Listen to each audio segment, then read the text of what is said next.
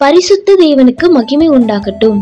நீங்கள் உலகமெங்கும் போய் சர்வ சிருஷ்டிக்கும் சுவிசேஷத்தை பிரசங்கியுங்கள் என்ற வசனத்திற்கு எடுத்துக்காட்டாய் விளங்கும் ஒரு மிஷனரியை பற்றி காணலாம். அமெரிக்காவில் 1923ஆம் ஆண்டு டிசம்பர் 23ஆம் நாள் ஒரு விவசாய குடும்பத்தில் 7வது மகனாக பிறந்தவர் D.L. ஆஸ்பர்ன். ஆஸ்போனின் மூத்த சகோதரர் அவரை மாஸ்போர்ட்டில் உள்ள ஒரு பெந்தேகோஸ்தே தேவாலயத்திற்கு 1937ஆம் ஆண்டு அழைத்து சென்றபோது தனது 13வது வயதில் தேவனை சொந்த இரட்சகராக ஏற்றுக்கொண்டார் ஆஸ்பர்ன். 1939ஆம் ஆண்டு இவரது 15ஆம் வயதில் மாடுகளை மேய்க்கும்படியாக ஒரு காட்டிற்கு செல்கிறார். அந்த இடத்தில் தேவன் ஆஸ்போர்னிடம் பேச ஆரம்பித்தார். உடனடியாக அதே இடத்தில் முழங்கால் படியிட்டு ஆஸ்போர்ன் தேவனிடத்தில் தன்னை முழுவதுமாக அர்ப்பணித்தார். பின்பு ஆஸ்பர்ன் 8ஆம் வகுப்பு படித்தவுடன் உயர்கல்விக்கு செல்லாமல் படிப்பை பாதியில் விட்டுவிட்டு தேவனுடைய ஊழியத்தை செய்யும் சுவிசேஷகராய் மாறினார். E.M. டில்லார்டு போன்ற சுவிசேஷர்களுடன் சேர்ந்து சுவிசேஷ கூட்டங்களை ஏற்பாடு செய்து நற்செய்தியை அறிவித்தார். பின்னர் E.M. டில்லார்டுடன் சேர்ந்து கலிபோர்னியாவில் சுவிசேஷ கூட்டங்கள் நடத்தினார். அப்பொழுது தன்னை முழுநேர ஊழியனாக அர்ப்பணித்தார்.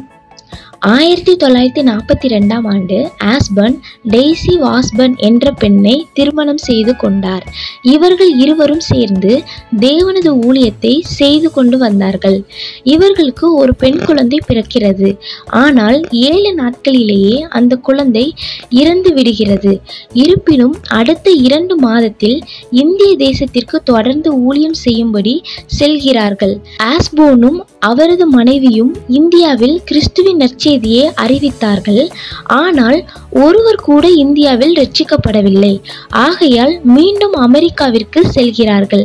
அங்கு ஆஸ்போன் பல சபைகளில் சுவிசேஷம் சொல்கிறவராகவும் மாலை நேர சுவிசேஷ கூட்டங்களையும் நடத்தி ஊழியம் செய்து வந்தார்.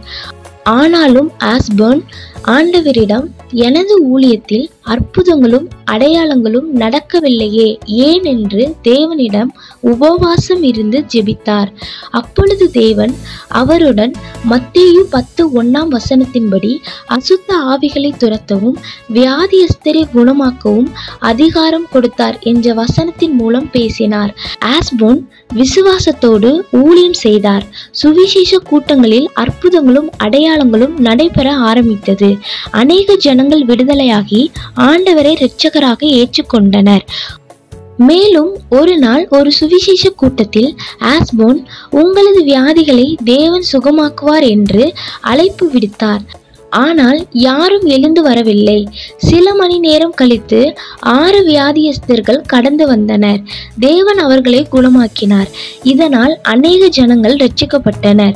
தேவன் ஆஸ்பர்ன் மூலமாக பல அற்புதங்களை செய்து வந்தார்.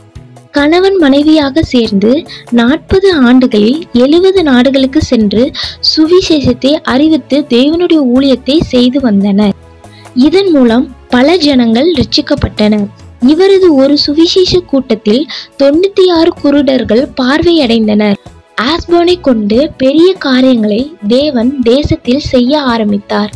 1961ஆம் ஆண்டு இவர் திரும்பவும் இந்திய தேசத்திற்கு வந்தார்.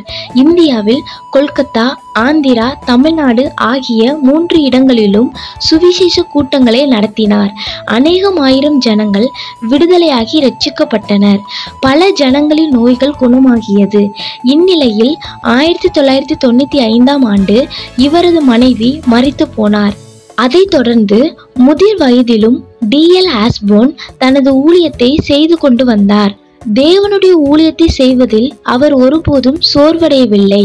உற்சாகமாகவும் விசுவாசத்தோடும் தேவனுடைய ஊழியத்தை செய்து வந்தார். சில ஏக்கர்கள் நிறைந்த இந்த இடத்தில் விவசாயம் செய்வதை பார்க்கிலும் பல ஏக்கர்கள் நிறைந்த இந்த உலகத்தில் ஊழியம் செய்வதே சிறந்தது என்று தேவனுக்காக தன்னை அர்ப்பணித்து ஊழியம் செய்து வந்த ஆஸ்போன் தனது 99வது வயதில் 2013ஆம் ஆண்டு தேவனுக்குள் நித்திரை அடைந்தார். பிரியமானவர்களே, தேவன் உங்களுக்கு கொடுத்த அதிகாரத்தை எப்பொழுது செயல்படுத்தி ஊழியம் செய்ய போகிறீர்கள்?